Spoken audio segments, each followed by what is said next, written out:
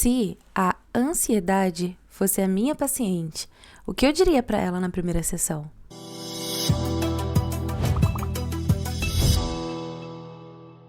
Uau, faz um bom tempo que eu não apareço por aqui. Temos até uma carinha nova agora aqui para esse cantinho de gravações para vocês. E dessa vez uma análise de personagem que vocês me pediram bastante por aqui e nas minhas outras redes sociais também. Então hoje quem vem para a cadeira do consultório é ela, a personagem Ansiedade do filme Divertidamente 2. Vamos conhecê-la? Antes de mais nada, vamos entender quem é então essa personagem Ansiedade. A ansiedade é uma das emoções que vive na cabecinha da personagem principal, que se chama Riley. E ela chega justamente na fase de transição em que a Riley está passando da infância para a adolescência. E às vezes ela tenta até mesmo roubar o espaço de outras emoções que estão ali presentes. E isso acontece porque a ansiedade, na verdade, é uma emoção protetora.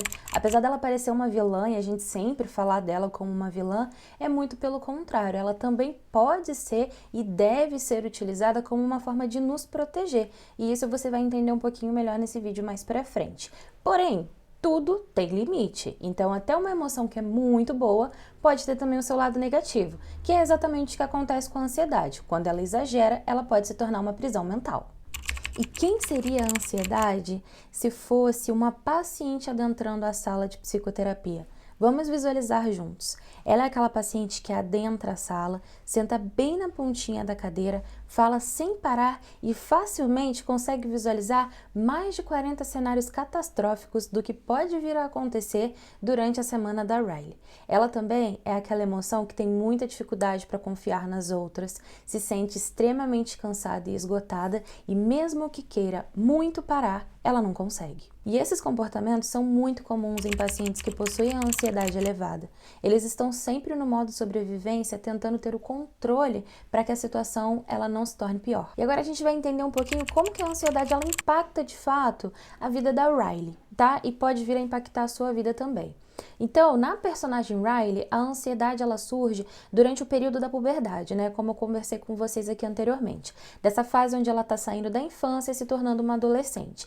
Que é um momento ali muito importante, onde a personagem Riley está tentando evitar a frustração, está tentando surpreender as outras pessoas, então ela tem muita expectativa ali em jogo sendo trabalhada. Cria-se esses cenários catastróficos, né? Entra-se nesse sistema de sobrevivência para que as coisas elas possam fluir de uma forma mais fácil, só que a gente sabe que o mais fácil nesse caso é o mais difícil. E é então que a ansiedade ela perde o controle e se torna uma ansiedade patológica. A gente possa entender um pouquinho melhor a diferença, a ansiedade saudável que todo mundo tem, ela nos prepara para situações que podem vir a acontecer. Então ela nos deixa ali naquele estadinho de alerta para que a gente possa ter uma atenção um pouco maior em algumas situações. Já a ansiedade patológica não, ela nos paralisa mesmo que não haja necessidade de toda essa atenção. Então ela pode surgir a qualquer momento. Vou dar um exemplo prático para vocês. Imagina que você está atravessando a rua. Para atravessar a rua, o nosso cérebro ele vai precisar fazer algumas perguntas que muitas das vezes são perguntas práticas e que no dia a dia se torna até automático e você nem observa. É nesse momento em que a sua ansiedade saudável está agindo. Por exemplo, pergunta número 1 que a sua mente te faça. O semáforo está aberto para pedestres? Número 2, eu estou num lugar apropriado para atravessar a rua em segurança?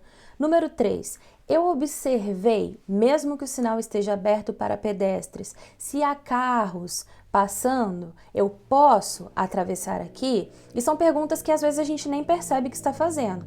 Diferente da ansiedade patológica, que nesse mesmo exemplo, além de estar fazendo todas essas perguntas, ela também vai estar incluindo ali nesse cenário umas situações muito catastróficas do tipo, já tô te vendo sofrendo um acidente muito grave, você não vai conseguir chegar do outro lado, se você não conseguir atravessar isso aqui antes de um carro de uma cor específica estar passando. Então ela começa a jogar ali na sua mente algumas situações que são situações irreais. né, que são situações que não há necessidade dentro daquele contexto em que você está. São preocupações excessivas e que fazem com que você se sinta paralisado. Então essa é a principal diferença entre essas duas emoções, tá bom? A ansiedade saudável para a ansiedade patológica. Então a ansiedade como minha paciente, como que a gente vai fazer o tratamento dela, né? Então no primeiro momento é muito importante a gente entender que ela tá ali tentando ajudar, né? Porque a ansiedade, como eu falei, como ela é um sistema de sobrevivência, né, de alerta, ela aparece para poder tentar te ajudar em alguma situação. E na cabecinha dela, ela realmente está fazendo aquilo.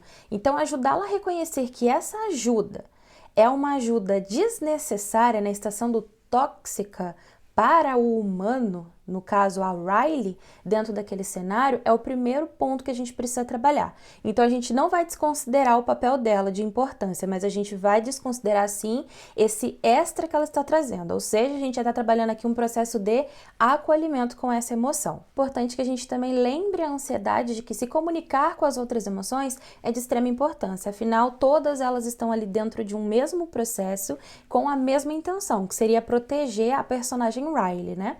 Então trazer essa perspectiva para ela também dessa divisão de espaço é muito importante.